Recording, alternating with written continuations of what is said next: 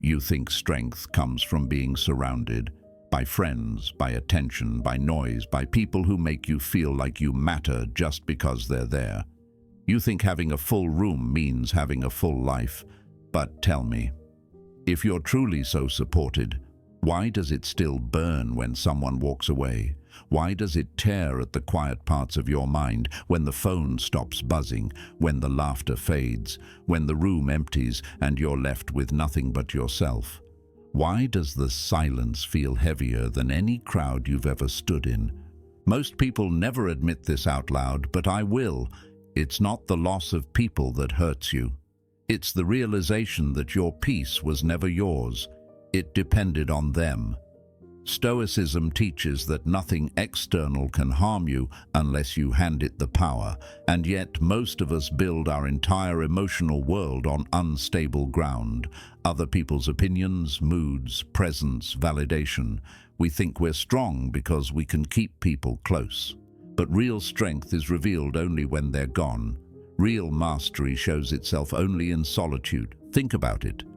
If your sense of worth collapses the moment someone withdraws their attention, was it ever really yours to begin with? The Stoics would say no. They'd tell you that the person who stands alone without trembling is the one who truly understands power. Because the one who depends on nothing cannot be broken by anything. And maybe that's why you're here right now. Because somewhere inside, you're tired of being shaken by things you can't control, tired of mistaking attachment for peace, tired of feeling small whenever life decides to shift the pieces around you. So stay with me, because in a world that glorifies noise, Stoicism teaches you how to rise through silence. And if these conversations speak to something real in you, something grounded in truth, philosophy, and inner growth, consider subscribing. It's a small gesture, but it helps us reach more minds like yours, and it quietly signals that you're walking this path with intention. You think power means being surrounded by people, advisors, allies, friends, smiling faces, nodding along, clapping when you speak, raising glasses when you win. Then tell me, why does it still burn when they leave? Why does it tear at your chest when the room empties and you finally hear the sound of your own breath? Why does the applause feel so loud around you, yet so hollow inside you? No one ever told you this part, did they? That the loneliest moment is not being alone. It's being surrounded by people who don't truly see you. And somewhere inside you know that's true. You felt that silence. You felt that sting long before you ever admitted it. There were days you wished someone would tell you what to do, who to trust, how to love, how to live. But here's the secret you weren't ready to face. Nobody can do that for you. The world can hand you attention, praise, temporary comfort, but mastery. That has to come from solitude, from stepping back, from standing still long enough to hear your own voice again. You weren't taught that. You were taught to run toward people, to stay busy, to follow trends, to follow noise. You were taught that more faces means more worth. You were taught that loneliness is a punishment. But the Stoics didn't believe that. And deep down, you already know that the things you valued weren't always worthy of you. You know that you've chased validation instead of clarity, approval instead of purpose, comfort instead of character. There's a moment in every life when everything stops pretending, when every distraction loses its flavor, every shallow relationship feels like dust, every noise becomes too loud to ignore, and you're left standing there, facing the truth that you've been avoiding. You cannot master your life until you master yourself, and you cannot master yourself until you're willing to walk alone. Maybe that's where you are now. Somewhere between who you were and who you are meant to become. Somewhere between your past noise and your future discipline. It's uncomfortable, isn't it? That space where nothing feels familiar anymore, but nothing feels stable either. It's like standing on the edge of a cliff knowing you can't go back, but terrified to take the next step. Yet this is exactly where transformation begins. Not in comfort, not in company, But in the moment, the universe stops giving you what you want and starts giving you what you need. Isolation, silence, emptiness. Call it whatever you want, withdrawal, distance, solitude, but it's not punishment. It's preparation. It's the training ground for a stronger version of you. Because the truth is, you can't hear your own wisdom when the world is screaming at you. You can't discover your inner strength when you're always leaning on someone else. You can't build a steady mind when you're constantly pulled by the opinions of the crowd. But becoming who you truly are requires peeling away everything that isn't you. And that process is painful. It feels like breaking. It feels like losing. But that's only because you're shedding the layers that were never meant to stay. You've been taught to fear being alone because solitude exposes everything you've avoided. It forces you to face your fears, your habits, your patterns, your wounds. It shows you who you become when no one is watching. And maybe that's what scares you. Not the world, not people, but yourself. Your real self, the self beneath the masks you've been wearing for years. But let me tell you something the Stoics knew well. You cannot change a self you refuse to look at. You cannot fix what you run from. You cannot rise while you cling to what keeps you small. Epictetus said, "No person is free who is not master of themselves." And mastery does not happen in crowded rooms or endless conversations. It happens in silence. It happens in the moments when you sit with your discomfort instead of fleeing from it. It happens when you finally say, "I am done abandoning myself." So if your life feels like everything is falling away, people leaving, situations collapsing, doors closing, don't panic. Don't assume you're being punished. When the unnecessary falls away, it is often because the essential is trying to emerge. When the noise disappears, it's because you're meant to hear something deeper. Stay alone until you master yourself. That's not loneliness. That's discipline. That's self-respect. That's transformation. You are becoming someone too valuable to be surrounded by anyone who doesn't match your depth. But mastery doesn't begin with strength. It begins with honesty.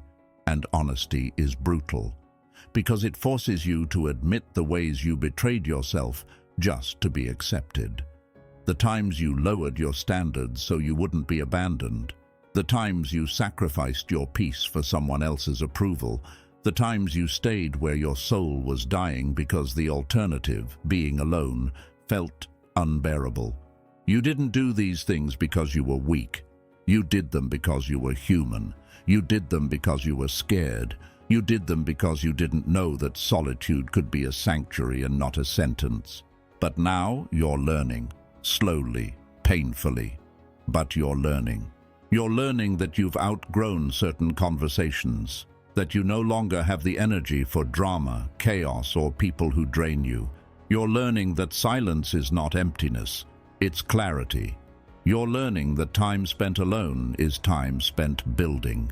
You're learning that your peace is far more valuable than pleasing anyone who can't even appreciate your presence. And the more you learn, the more you start to see the world differently. You notice how many people cling to relationships simply because they fear being alone. You see how many friendships exist only out of shared habits, not shared values. You see how many people stay the same year after year because solitude terrifies them more than stagnation. But that's not you, not anymore. You're choosing a harder path, a path most people never dare to walk. You're choosing to step into your own mind, into your own soul, into your own truth. And that decision alone places you on a different level than where you were before. Most people will never know that experience. They will run from their inner world for their entire lives. They will drown themselves in noise, distractions, and company just to avoid seeing the truth. But you're not running anymore. You're slowing down. You're listening. You're observing. You are beginning to see your patterns, not to shame yourself, but to understand yourself. You're seeing how often fear guided your choices, how often insecurity shaped your relationships, How often your desire for connection kept you tied to people who didn't deserve your loyalty. And with every realization, something inside you shifts. Something tight begins to loosen. Something heavy begins to lift. You start to breathe differently, deeper, slower, more intentionally. That's the first sign that solitude is no longer a threat to you. It's becoming a home. But let me be honest with you, this path will not be easy. Solitude has a way of stripping you bare. It will show you your wounds, your flaws, your regrets, your shadows. Jung called this the meeting with the self, and he said it is one of the most terrifying experiences a person can face, not because the self is frightening, but because it is honest, brutally, uncomfortably honest. Yet that honesty is what sets you free.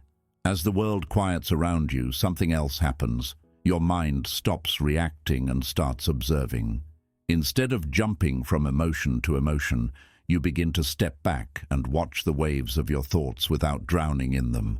You stop confusing temporary feelings with permanent truths. You stop letting impulses dictate your life. That shift, that distance between stimulus and response, is the birthplace of self-mastery. Viktor Frankl said, "Between stimulus and response there is a space. In that space lies our freedom." Solitude expands that space. It gives you room to think, to reflect, to choose. It gives you power over your own inner world. And that's when you realize something profound. You were never afraid of being alone. You were afraid of meeting the version of yourself you hadn't yet learned to love. But you're meeting them now, slowly, softly, patiently. You're beginning to form a relationship with yourself, not through ego, but through understanding. You're learning what drains you and what nourishes you. You're learning what feels forced and what feels true. You're learning the difference between comfort and growth. And as you build this inner stability, something incredible happens. Loneliness disappears. Not because you are constantly surrounded by people, but because your relationship with yourself becomes strong enough that you are never truly alone again. You begin to trust your own judgment. You begin to speak to yourself with more compassion. You begin to walk with yourself instead of abandoning yourself for validation. In time, you become the type of person who is calm in chaos, steady under pressure, grounded in uncertainty. You become someone who doesn't need to chase or cling or beg for connection.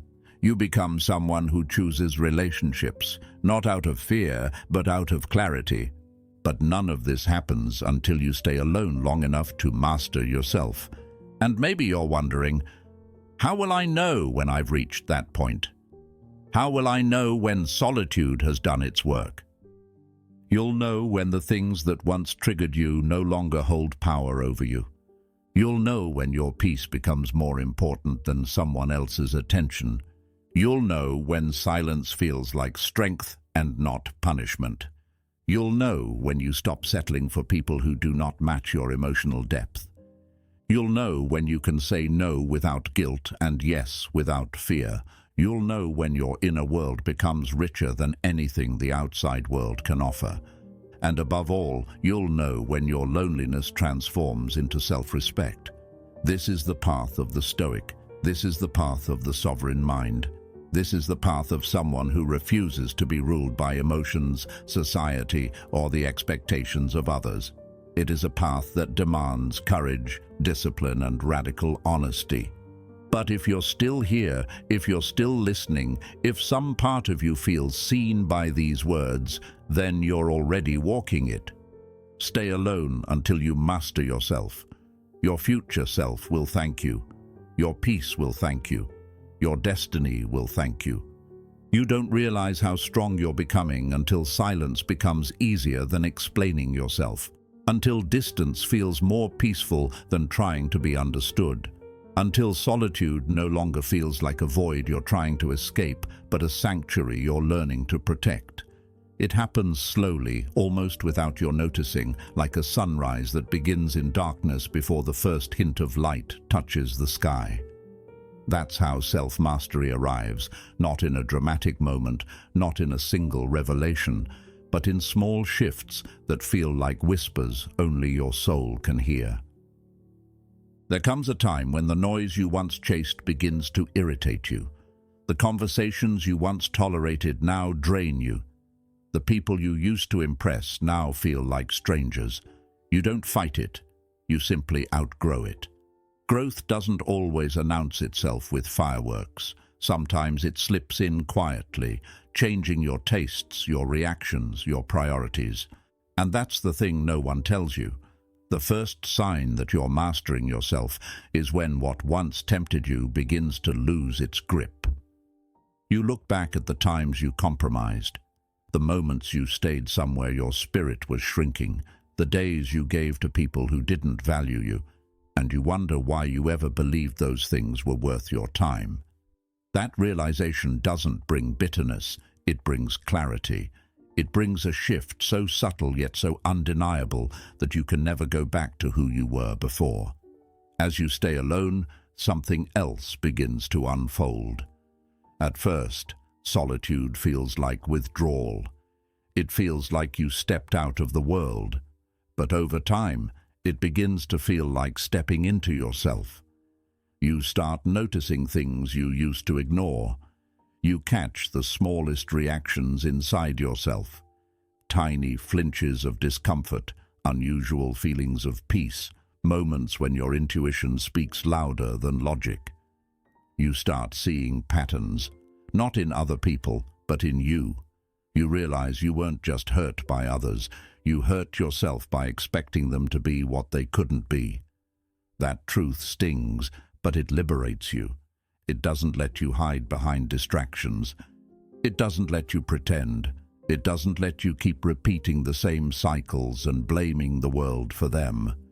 It holds up a mirror, not to shame you, but to show you what needs healing.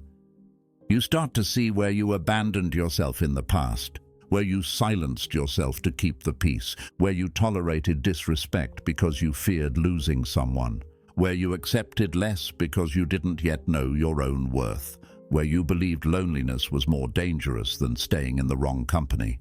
These realizations don't destroy you, they rebuild you. They open your eyes to the fact that the life you want cannot be built on the version of you that you outgrew.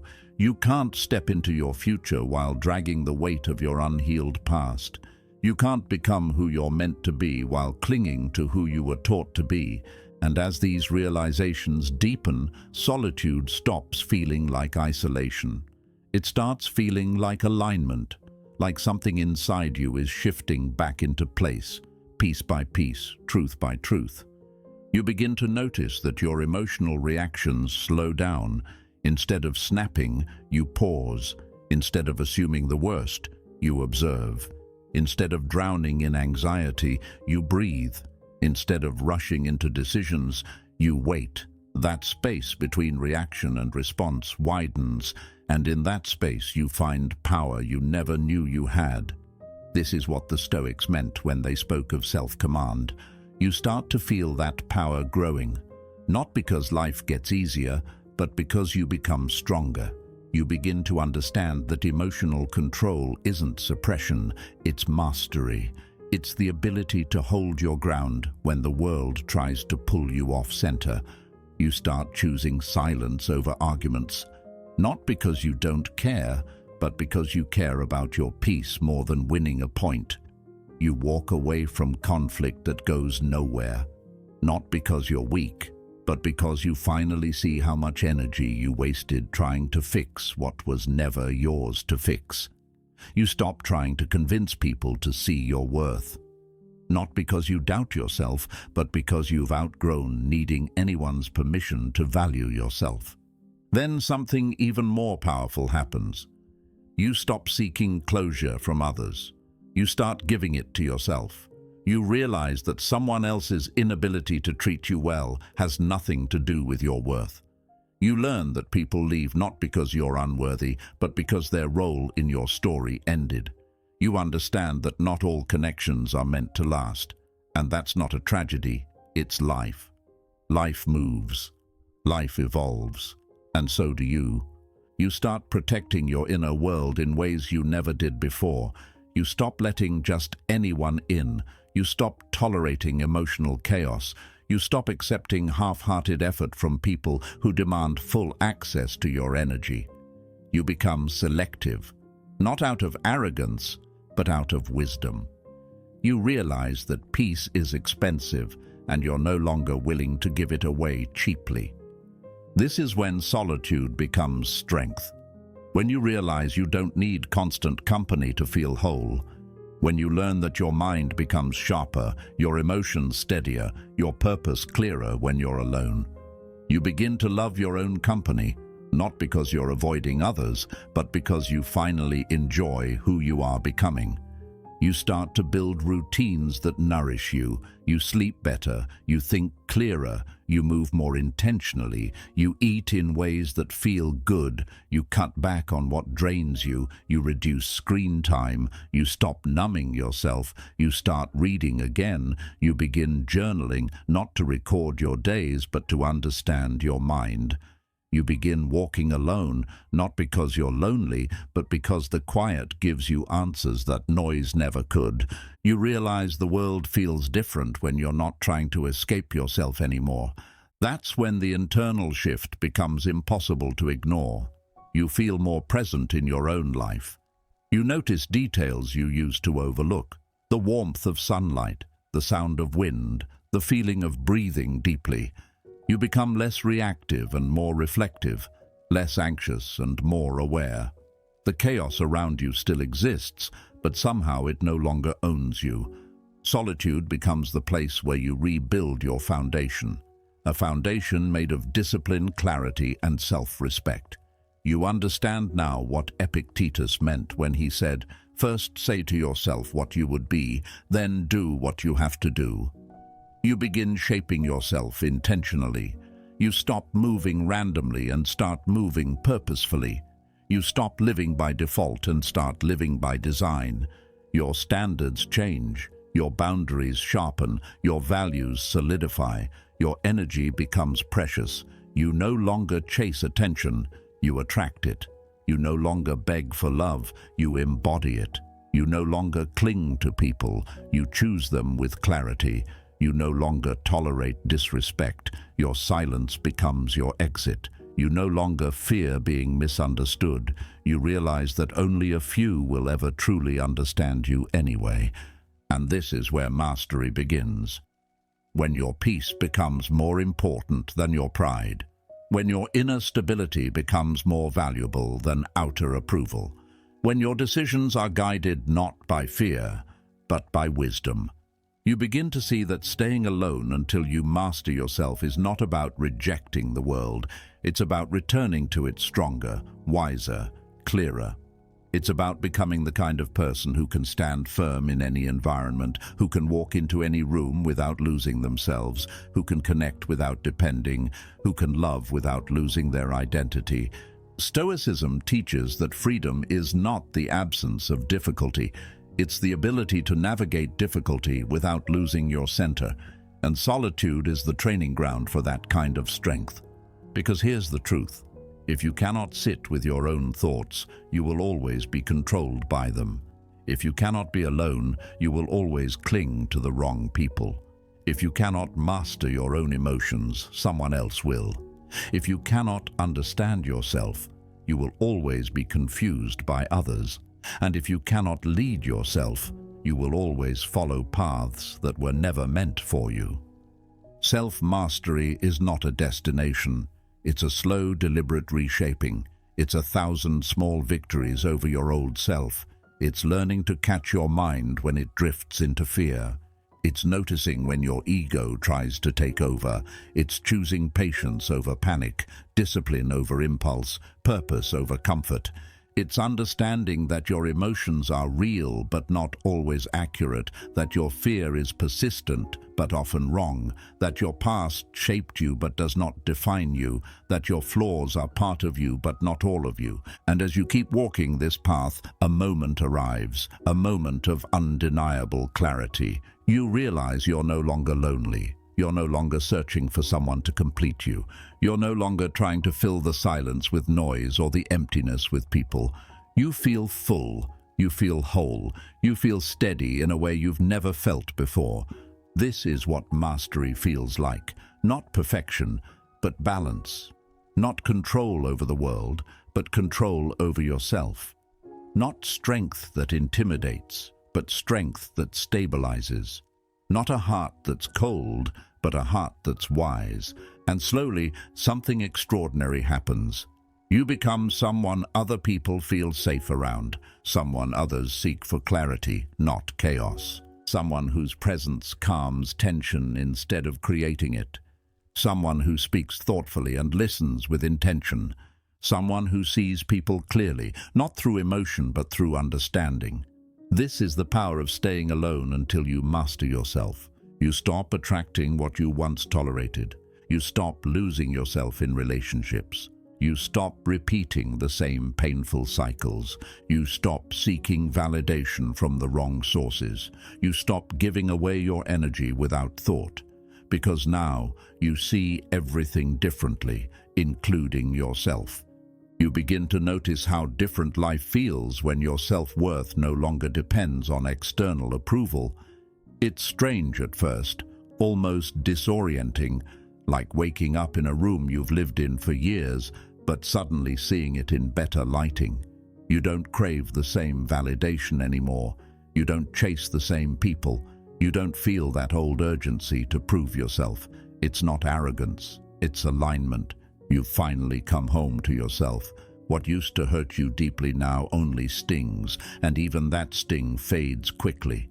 Someone's silence, someone's disinterest, someone's inability to show up. These things used to cut into you because you took them personally, as if they were reflections of your worth. But when you master yourself, you see them for what they truly are, reflections of the other person's capacity, not your value. People act according to their level of awareness, not your level of worthiness. And when that truth sinks in, the world becomes less threatening, less confusing, less emotionally costly.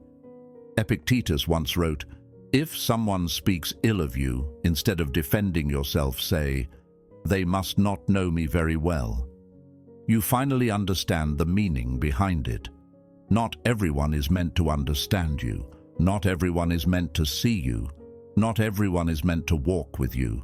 And their inability to do so is no longer a wound. It becomes a signpost. A quiet marker that you've outgrown spaces where your soul no longer fits. There's a freedom in that realization, a deep, steady kind of freedom that doesn't shout but hums under your ribs like a quiet truth. You no longer panic when someone pulls away, because you no longer abandon yourself chasing after them. You no longer fear being alone, because life has taught you that solitude is not the absence of people, it's the presence of self. And self-presence becomes the foundation of everything you build next. But growth always comes with a test. There are days when your old patterns try to return, when you feel the pull to fall back into familiar habits, the urge to chase, the instinct to over-explain, the craving for reassurance. Those moments don't mean you're failing. They mean you're transitioning. The human mind loves familiarity, even when that familiarity hurts. This is where the real inner battle emerges, not with the world, but with the version of yourself you're trying to outgrow. Instead of criticizing yourself, you step back and observe the moment like a Stoic would. You ask, what is this discomfort trying to show me? Where is this fear coming from? What belief is being triggered? And instead of sinking into old emotional reactions, you rise into understanding. This is the turning point where self-mastery deepens. Your introspection sharpens. You catch yourself quicker. You redirect your energy sooner. You pause instead of react. You breathe instead of spiral. You choose clarity instead of confusion. And each time you do this, you strengthen a new pathway in your mind, one that leads toward calm, not chaos. You start building a relationship with your own inner world, one moment at a time. You notice the subtle shifts in your behavior, how you no longer feel the need to fill every silence, how you're comfortable saying less, how you can sit with a feeling without acting on it. You become more grounded, more thoughtful, more deliberate. Small victories that once seemed impossible now occur naturally, almost without effort. And then something powerful happens. Your self-respect returns. At first, it's a gentle whisper, like a memory slowly rising to the surface. Then it becomes a steady voice inside you, a voice that no longer tolerates what drains you, a voice that pulls you back when you start slipping into old patterns, a voice that says, "You deserve better. Act like it." Not from ego, but from truth. This internal voice starts guiding your external life. You distance yourself from situations that confuse you. You avoid people who are inconsistent. You stop trying to be understood by those who don't listen. You no longer sacrifice your values for temporary comfort. You walk away earlier. You choose yourself faster. You honor your intuition more. You trust your boundaries without apologizing. You rediscover parts of yourself that were buried under years of trying to be what others needed. You reclaim passions you abandoned. You reconnect with dreams you once dismissed. You revisit ideas that once excited you but were overshadowed by noise. You start rebuilding your identity from the inside out, not the outside in. And as your identity strengthens, so does your vision. The future becomes less blurry. Goals feel less intimidating. You stop doubting whether you're capable and start planning how you'll succeed. You begin caring more about what you think of yourself than what others think of you. You stop seeking permission to pursue what matters. You stop asking, "Will they approve?" and start asking, "Does this align with who I'm becoming?" You start making decisions based on long-term peace, not short-term relief. You prioritize healing over distraction. You choose discipline over impulse. You choose growth over comfort. And with each choice, something inside you hardens, not in a cold way, but in a strong, stable, grounded way. You feel like a wall that no longer collapses at the slightest push. You feel like a flame that no longer dims in the slightest wind. This is what it means to master yourself. Not to become emotionless, but to become emotionally sovereign. Not to avoid connection, but to approach connection from strength, not from fear. Not to reject the world, but to meet it with an unshakable sense of who you are. There's a moment, quiet, almost unremarkable, when you realize you no longer fall for the same illusions. You stop believing that someone else will save you. You stop expecting others to fill your internal gaps. You stop searching for meaning in relationships that don't align with your purpose. And most importantly, you stop settling for relationships that require you to shrink. You begin to move differently. You speak differently. You treat yourself differently. The world notices. People sense your shift, even if they can't name it. Some will be drawn to your new energy. Others will be intimidated by it. Some will step closer. Others will fall away. But through it all, you remain steady, no longer shaken by external movements. This is emotional maturity, the point where your peace becomes your priority, the point where your path is no longer determined by reactions but by intentional choices. And yet mastery doesn't make you cold, it makes you compassionate, but in a grounded way. You understand others more deeply because you understand yourself more deeply. You see through behaviors and recognize wounds. You see through anger and recognize fear. You see through avoidance and recognize protection. But understanding people doesn't mean accepting their chaos. Compassion doesn't mean access. You learn that empathy without boundaries leads to self-destruction. So you give kindness without losing self-respect. You offer help without abandoning your needs. You support others without sacrificing your own mental health. You show love without giving away your core. And for the first time, you understand what Marcus Aurelius meant when he wrote, "The soul becomes dyed with the color of its thoughts." You no longer let other people's emotional storms paint your inner world. Your inner world becomes yours again. And then something even more profound begins to unfold. You start to enjoy your own silence, not the silence filled with overthinking, but the silence filled with awareness. The kind of silence that feels like a soft place to land. The kind of silence that reveals answers you've been chasing for years. The kind of silence that reminds you that everything you were seeking outside was already inside. You start waking up with clarity instead of confusion. You sleep better. Your thoughts feel lighter. Your emotional responses feel cleaner. You feel connected to yourself in a way you haven't in years, maybe ever. Instead of feeling numb, you feel alive. Instead of feeling lost, you feel found.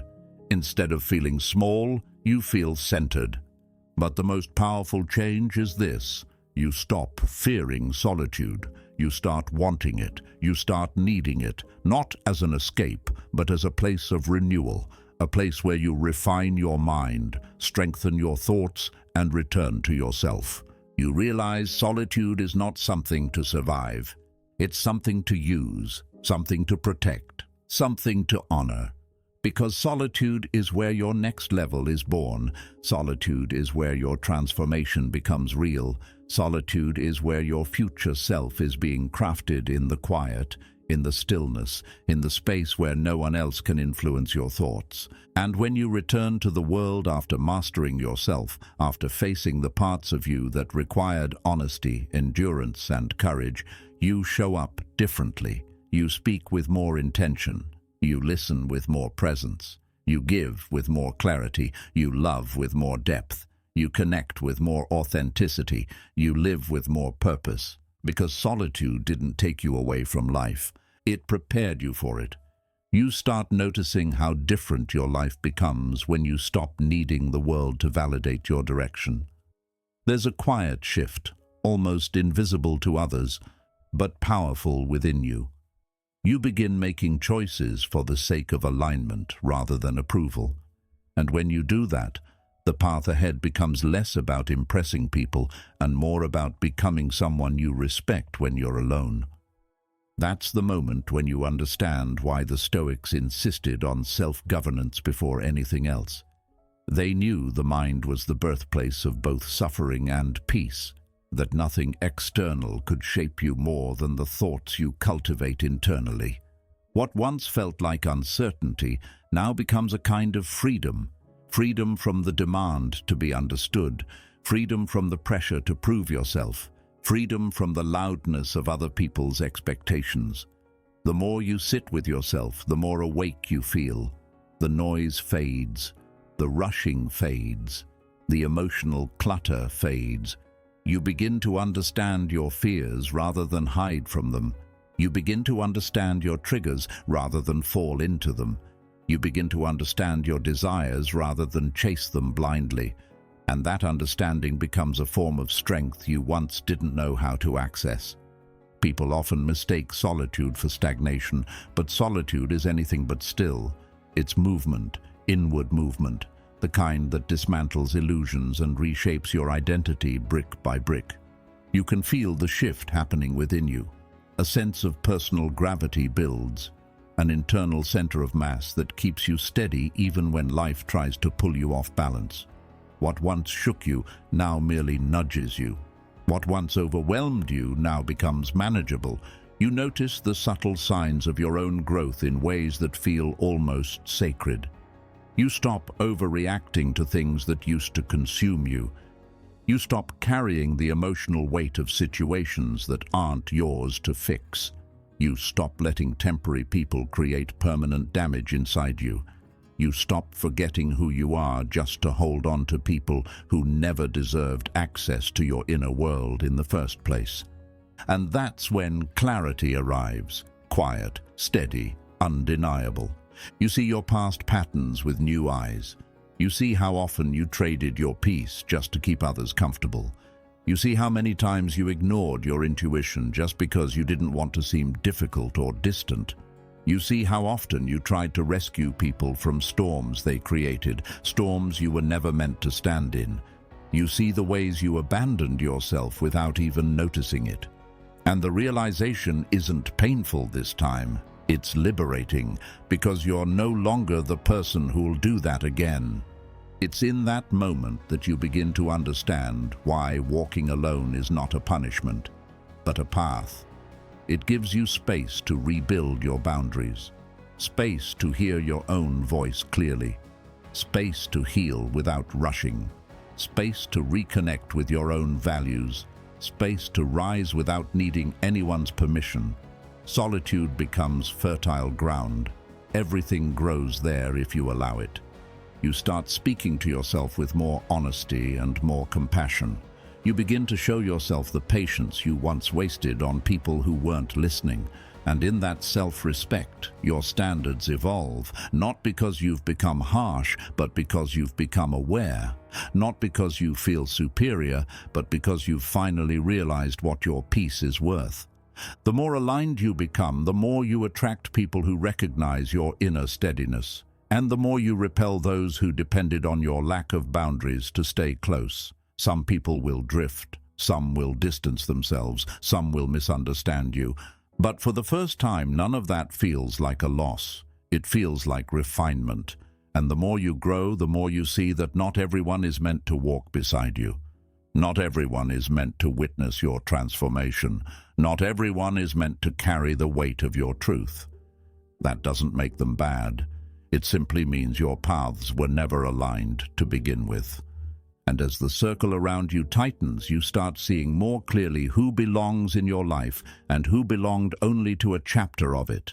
But the most surprising transformation is internal. You begin to enjoy your own company. You find comfort in your own presence. You realize you're no longer afraid of your thoughts because you've learned how to navigate them.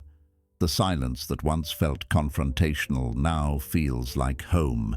You no longer need distraction to escape yourself. You don't rush into noise to avoid feeling. You sit with your emotions and observe them with curiosity instead of fear.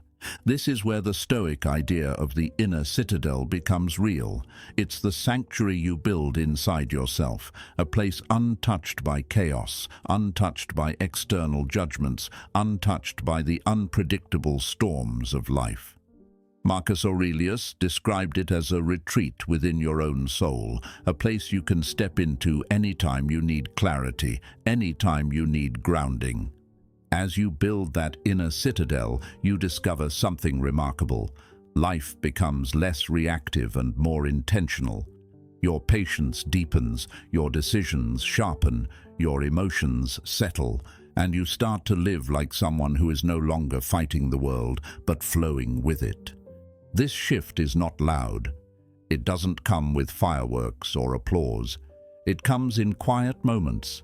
The moment you choose silence over arguing, the moment you choose rest over self-punishment, the moment you choose boundaries over people-pleasing, the moment you choose purpose over distraction, the moment you choose yourself over the old version of you who didn't know how to be alone. You begin to recognize the wisdom behind that Stoic teaching that real freedom belongs only to the one who learns to govern themselves from within. Freedom, you realize, isn't about having endless options or constant movement. Freedom is the ability to choose what aligns with your deepest values without being pressured by fear, loneliness, or uncertainty. It is the quiet strength of knowing that your peace is self-made, not borrowed. That's the kind of freedom solitude gives you, the freedom to stay, the freedom to walk away, the freedom to grow without needing permission. As your inner world strengthens, your outer world begins to shift as well. You stop forcing connections that don't feel natural. You stop chasing closure from people who never offered clarity. You stop expecting loyalty from people who only knew how to take. And instead, you start building connections rooted in mutual respect, depth, and authenticity. People begin coming into your life not because you're available, but because you're aligned. Not because you're loud, but because you're steady. Not because you're pleasing, but because you're grounded. And these are the kinds of relationships that don't drain you. They nourish you. They don't distract you. They support you. They don't weaken your boundaries. They honor them. The old version of you might not have recognized this life.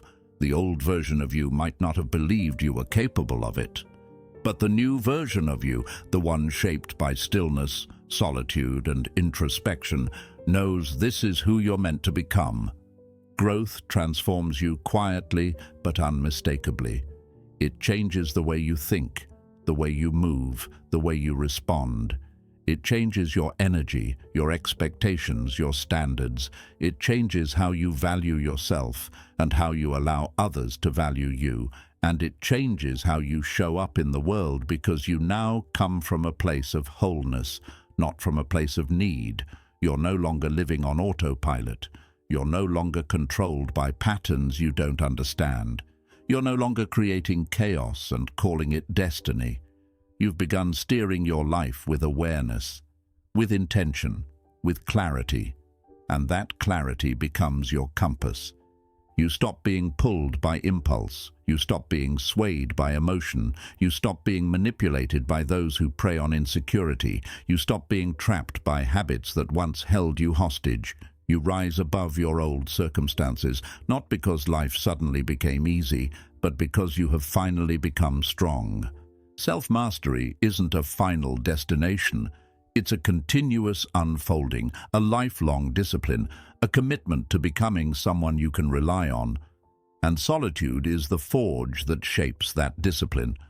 In the end, everything you're searching for, clarity, strength, direction, has been waiting inside you, quietly, patiently, beneath the noise of the world. Mastering yourself isn't a milestone you reach. It's a way of living, a daily choice to rise with intention rather than crumble from impulse. And the moment you choose that path, even once, you're no longer walking blindly. You're leading your own life from within. If what you heard today stirred something in you, if it reminded you of who you're capable of becoming, there's more waiting right here for you. Choose the next step. Watch one of the videos on your screen now and keep growing with me.